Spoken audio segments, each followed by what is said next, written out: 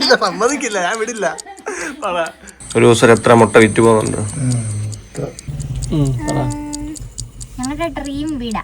എന്താണ് ലക്ഷ്മി ഭവൻ എന്നതിനെ കുറിച്ച് അഭിപ്രായം? വീടിന്റെ പേര് തീർക്കത്തില്ല, ഇവിടെ ഈ വീടുകൾ മൊത്തം വിളിക്കാറുണ്ട്.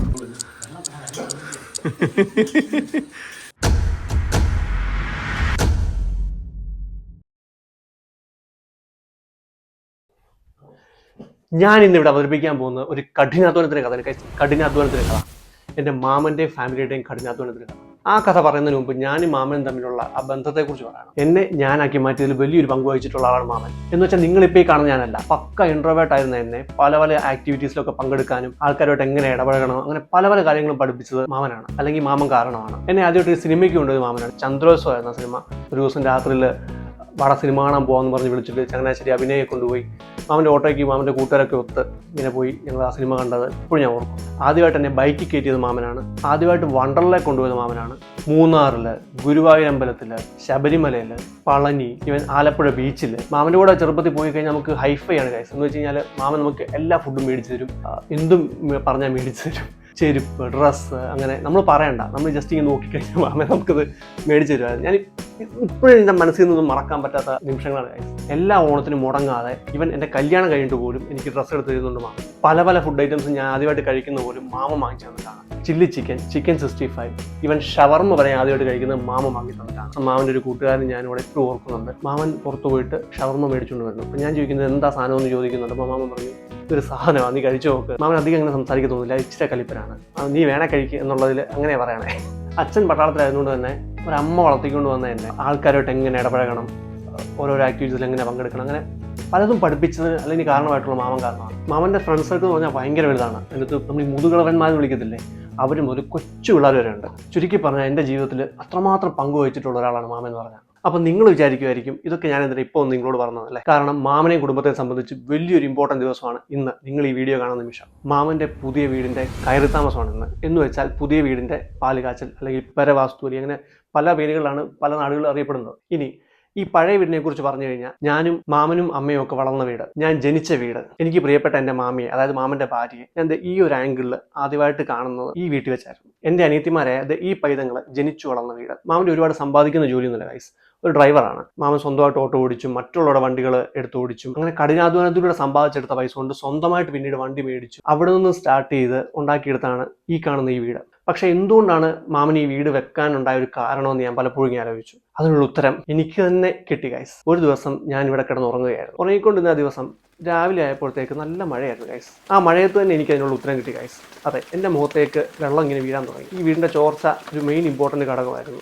ഒരുപാട് പഴക്കം ചെന്ന വീടാണ് ഗൈസ്. ഷീറ്റാണ് ഇട്ടിരിക്കുന്നത്, ഒരു സ്ഥലത്ത് ഓടാണ് ഇട്ടിരിക്കുന്നത്, പിന്നെ വാർത്തിട്ടില്ല. പലയിടത്തും പഴയ ആണികൾ കാണാം, പഴയ ശബ്ദം ഉണ്ടാക്കി കറങ്ങിക്കൊണ്ടിരിക്കുന്ന ഫാൻ കാണാം, പഴയ ഐവള്ളി. ഞാനൊന്നും കുറ്റം പറയല്ല ഗൈസ്, എല്ലാവർക്കും ആഗ്രഹം കാണത്തില്ലേ ഇതൊക്കെ മാറി ഒരു പുതിയ കുറച്ചുകൂടെ ഭംഗിയുള്ള ഒരു വീടൊക്കെ വേണമെന്നുള്ളത്. നിങ്ങൾക്ക് എല്ലാവർക്കും അങ്ങനെ ആഗ്രഹം കാണത്തില്ലേ? അതുപോലെ മാമനും കുടുംബത്തിനും ഉറപ്പായിട്ട് ഈ ആഗ്രഹം കാണുമായിരുന്നിരിക്കണം. അതായിരിക്കുമല്ലോ പുതിയൊരു വീട് വെച്ചത്. പക്ഷെ എന്നാലും നമുക്ക് മാമനോടൊക്കെ ഒന്ന് ചോദിച്ചു നോക്കാം, എന്തുകൊണ്ടായിരിക്കും നിങ്ങൾ ഈ പഴയ വീട്ടിൽ നിന്നും പുതിയ വീട് പണിയണം എന്ന് തോന്നാൻ കാരണം എന്ന്. നമുക്ക് ആദ്യം മാമിയോട് ചോദിക്കാം.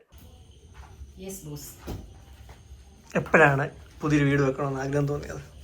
ഇവിടെ നിൽക്കുക, ഇവിടെ നില്ല, ഇവിടെ നില്ല, ഇവിടെ ഇരിക്കും. ആ പറ. പുതിയ വീട് അടി മേടിക്കും, അടി മേടിക്കും. അവിടെ ഇരുന്ന് ഇല്ല, പറഞ്ഞിട്ട് പോയാൽ മതി, അല്ലെങ്കിൽ ഇതായിരിക്കും എടുത്തത്. പറ, ഒരു പുതിയ വീട് വെക്കണം എപ്പോഴും ആഗ്രഹം തോന്നി? ഇല്ല, പറ ഇല്ലില്ല, പറഞ്ഞിട്ട് പോയാൽ മതി. അങ്ങനല്ല, ഒരു പുതിയ വീട് വെക്കണം ആഗ്രഹം തോന്നി കാണത്തില്ലേ? അതെപ്പോഴാ? എന്നെ ഒന്നൊക്കെ നോക്കി പറഞ്ഞാൽ മതി. പറ. ഇല്ല, സമ്മതിക്കില്ല, ഞാൻ വിടില്ല. പറ, ഒറ്റ മിനിറ്റ് പറഞ്ഞാൽ മതി, ഒറ്റ മിനിറ്റ് മാക്സിമം. ഞങ്ങളുടെ ഒരുപാട് നാളത്തെ സ്വപ്നം. എല്ലാവർക്കും ഇല്ല പുതിയൊരു വീട്ടിൽ താമസിക്കണമെന്ന് ആഗ്രഹം. അങ്ങനെ പെട്ടെന്നല്ല, ഞങ്ങളുടെ ഒരുപാട് നാളായിട്ടുള്ള ആഗ്രഹമാണ് ഇപ്പൊ ഞങ്ങൾക്ക് സാധിച്ചത്. സന്തോഷമുണ്ട് വീട് വെച്ചപ്പോ, അഭിമാനമുണ്ട് ഞങ്ങൾക്ക് അങ്ങനെ ഒരു വീട് വെക്കാൻ പറ്റിയതില്. പിന്നെ സന്തോഷം, അത്രേ ഉള്ളൂ. ഇനി വല്യച്ഛനോടും വല്യമ്മയോടും ചോദിക്കാം. ഓരോരുത്തരുടെ വീട് കാണുമ്പോൾ എനിക്ക് വലിയ ഒരു പ്രത്യേകത, ദൈവമേ ഇത് കണ്ടോ എന്ത് രസമുണ്ടെന്ന് തോന്നും. പക്ഷെ ഞാൻ ഓർക്കും, അല്പൻ എന്തിന് അർദ്ധരാത്രിക്ക് കുള പിടിക്കുന്നു, ഞാൻ എനിക്ക് ഉചിതമായി ഞാൻ ചിന്തിക്കാതെ പിന്നെ എന്തിന് ഞാൻ ആഗ്രഹിക്കുന്നു എന്ന് ഞാൻ ഓർത്തിട്ടുണ്ട്. രാജൻപിള്ള ഇങ്ങോട്ട് നോക്കൂ, രണ്ട് വാക്ക് പറയും. ഈ പഴയ വീട് എന്നാ വെച്ചത്? 50 കൊല്ലം പഴക്കമാണോ? 50 കൊല്ലം പഴക്കമുള്ള വീടല്ലേ? എന്തുകൊണ്ട് വാർത്ത ന്യൂസിൽ? കച്ചവടമൊക്കെ എങ്ങനെ പോകുന്നു? ഒരു ദിവസം എത്ര മുട്ട വിറ്റ് പോകുന്നുണ്ട്? മോളിൽ കാലിയാണല്ലോ ട്രെയിൻ. ഇനി കുട്ടികളോട് ചോദിക്കാം. ഞങ്ങളുടെ ഡ്രീം വീടാ. കൊറേ നാള് കഷ്ടപ്പെട്ട് അച്ഛൻ കൊറേ നാള് കഷ്ടപ്പെട്ടിട്ട് ലോൺ എടുത്ത് വെച്ച വീടായിരുന്നു. എപ്പോഴാ വീട് വെക്കണമെന്ന് തോന്നിയത്? അച്ഛനോട് പറഞ്ഞ എപ്പോഴാ? ഞങ്ങളായിട്ട് പറഞ്ഞതല്ല, അച്ഛനും അങ്ങനെ ആഗ്രഹം ഉണ്ടായിരുന്നു വെക്കണമെന്ന്. എന്തായാലും മറ്റേ വീട് പോലെ ആവത്തില്ല ഈ വീട്. ഞങ്ങള് കൊച്ചിലെ മുതലേ വളർന്ന അവിടെ അല്ലേ. എന്നാലും പുത്ത വീട് കിട്ടുമ്പോ സന്തോഷം. ഏത് നിമിഷം വീട് വെക്കണം ഒരു ആഗ്രഹം തോന്നിയത്? ഞങ്ങള് വീട് വെക്കുന്നതിന് മുന്നേ അപ്പൂപ്പനോടും അമ്മൂമ്മയോടും പറഞ്ഞായിരുന്നു ഞങ്ങൾക്ക് പുത്ത വീട് വെക്കണ്ട, ഞങ്ങളുടെ നേരത്തെ തന്നെയുള്ള വീട് പെയിന്റ് അടിച്ചിട്ട് ചെറിയ റെനോവേഷൻ ഒക്കെ ചെയ്താൽ മതി എന്ന്. അപ്പൂപ്പൻ പറഞ്ഞത് നമുക്ക് വേണം തന്നെ പെയിന്റ് അടിക്കാം, ആൾക്കാരൊക്കെ വെച്ചടിക്കുന്നത് ശരിയാക്കില്ലെന്ന്. അപ്പൂപ്പൻ അങ്ങനെ പണ്ട് പോലെ മീൻസ് എല്ലാ ചെലവ് ചുരുക്കിയിട്ട്. പക്ഷെ അപ്പൊ അത് കുറെ നാൾ കഴിയുമ്പോഴത്തേക്ക് അത് നശിച്ചു പോകും.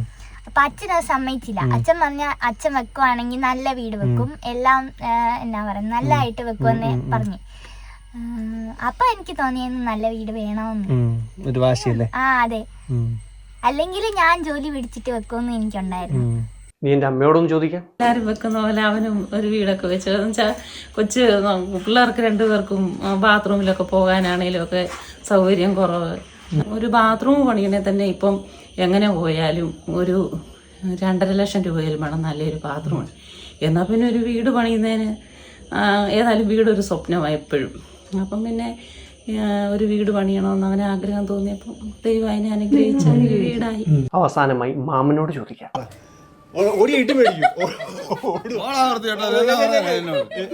എന്തുകൊണ്ടാ ഈ വീട് പുതിയൊരു വീട് പണിയണമെന്ന് ആഗ്രഹം തോന്നാൻ കാരണം എന്താ? അതെ ഗൈസ്, മാമൻ കലിപ്പനാണ്. മാമനോടൊന്നും തോന്നല്ലേ? മാമിയുടെ പേര് രേഷ്മി എന്നായതുകൊണ്ട് നമുക്ക് മാമിയോട് ചോദിച്ചു നോക്കാം, ലക്ഷ്മി ഭവൻ എന്ന വീടിന്റെ പേരിടുന്നതിനെ കുറിച്ച് അഭിപ്രായം എന്താണ്? മാമി, എന്താണ് ലക്ഷ്മി ഭവൻ എന്നിടുന്നതിനെ കുറിച്ച് അഭിപ്രായം? വീടിന്റെ പേര് ലക്ഷ്മി ഭവൻ എന്നിടുന്നതിനെ കുറിച്ച് അഭിപ്രായം എന്താ?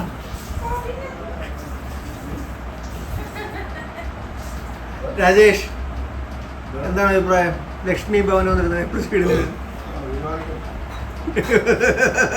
ഓ വേണ്ടെന്ന് എന്താ പേരിടുന്നത് തീരുമാനിച്ചോ? സോ നമ്മൾ അവതരിപ്പിക്കുന്നു രാജേഷ് ഭവനത്തിൽ നിന്നും കൈലാസത്തിലേക്ക് നമുക്ക് ചെറിയൊരു ഹോം ടൂർ നടത്താം.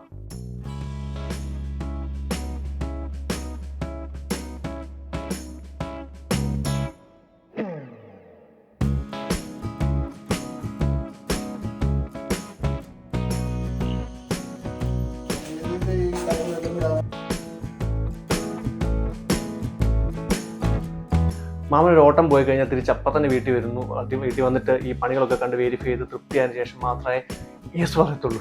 അത്ര കഷ്ടപ്പെട്ടിട്ടുണ്ട് വീട് പണിക്ക് വേണ്ടിയിട്ട്. മാമയുടെ ചെടിക്കിടെ ഉണ്ടായിരുന്ന കാടൊക്കെ അച്ഛൻ വെട്ടി മാറ്റി അവർക്ക് റീപ്ലാൻ ചെയ്യാനൊക്കെ സഹായിക്കുന്നതാണ് നിങ്ങൾ ഈ കണ്ടുകൊണ്ടിരിക്കുക. ഞാൻ പറഞ്ഞില്ലേ മാമൻ്റെ കൂട്ടുകാരുടെ കാര്യം, ആ ഒരു കൂട്ടുകാരുടെ ഗ്യാങ്ങും പിന്നെ വീട്ടുകാരുടെ ഗ്യാങ്ങും നാട്ടുകാരുടെ ഗ്യാങ്ങും കൂടെയൊക്കെയാണ് ഈ കണ്ടുകൊണ്ടിരിക്കുന്നത്. കയർതാമസിൻ്റെ അടുത്ത ദിവസമൊക്കെ ആയപ്പോഴത്തേക്ക് ഒരു പണി കിട്ടിയത് എന്താണെന്ന് വെച്ച് കഴിഞ്ഞാൽ മാമന് പനി പിടിച്ച കാരണം മാമന് ഈ പനിയുടെ ഇടയിൽ കയർതാമസം വിളിക്കാൻ വേണ്ടി ലാസ്റ്റ് മിനിറ്റ് ഓടേണ്ടി വന്നു. പനിയായ കാരണം അവന് അധികം അങ്ങനെ ദൂരോട്ടൊന്നും പോകാൻ പറ്റത്തില്ല. അപ്പം ഞാനാണ് വണ്ടി ഓടിക്കാൻ വേണ്ടി ചെന്നത്.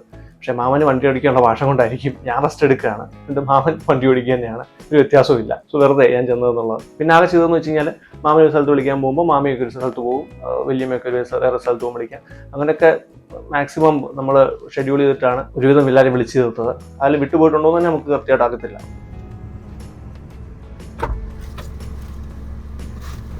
വീട്ടിലോട്ട് പോയല്ലേ തീർക്കത്തില്ല, ഇതങ്ങ് തീർക്കത്തില്ല. ഇത് നമ്മൾ ഇവിടെ ഈ വീടുകൾ മൊത്തം വിളിക്കാറുണ്ട്. ആണോ?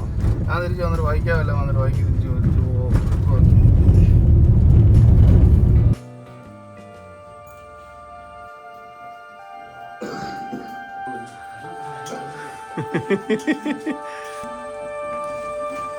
സർവമംഗളമംഗല്യേ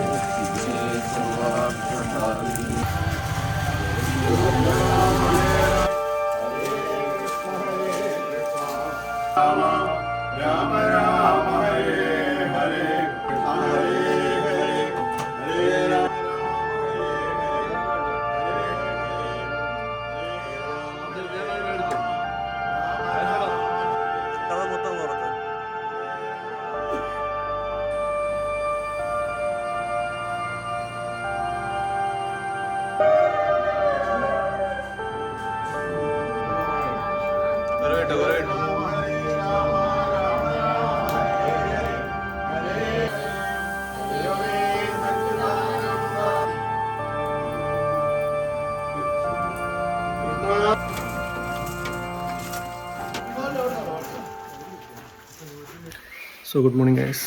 നെക്സ്റ്റ് ഡേ ആയിട്ടുണ്ട്. നമ്മളിങ്ങനെ ആകപ്പാടെ തിരക്കി നിൽക്കുകയാണ്. കയറിത്താമസമൊക്കെ കഴിഞ്ഞു. എല്ലാവരും ഹാപ്പി ആയിരിക്കുകയാണ്. അപ്പം എല്ലാവരും കഴിച്ചുകൊണ്ടിരിക്കുന്നു ലൈവിൽ. അപ്പോൾ ഈ ചെറിയ വീഡിയോ എല്ലാ മാമന്മാർക്കും വേണ്ടിയിട്ട് സമർപ്പിച്ചുകൊണ്ട് നമുക്ക് ഈ വീഡിയോ അവസാനിപ്പിക്കാം. ഈ ഒരു ചെറിയ കയറിത്താമസം വീഡിയോ എല്ലാവർക്കും ഇഷ്ടപ്പെട്ടെന്ന് വിചാരിക്കുന്നു. സബ്സ്ക്രൈബ് ചെയ്യുക, ഷെയർ ചെയ്യുക, കമൻറ്റ് ചെയ്യുക, ലൈക്ക് അടിക്കാൻ പറ്റുമെങ്കിൽ ലൈക്ക് അടിക്കുക. That's it guys. Bye.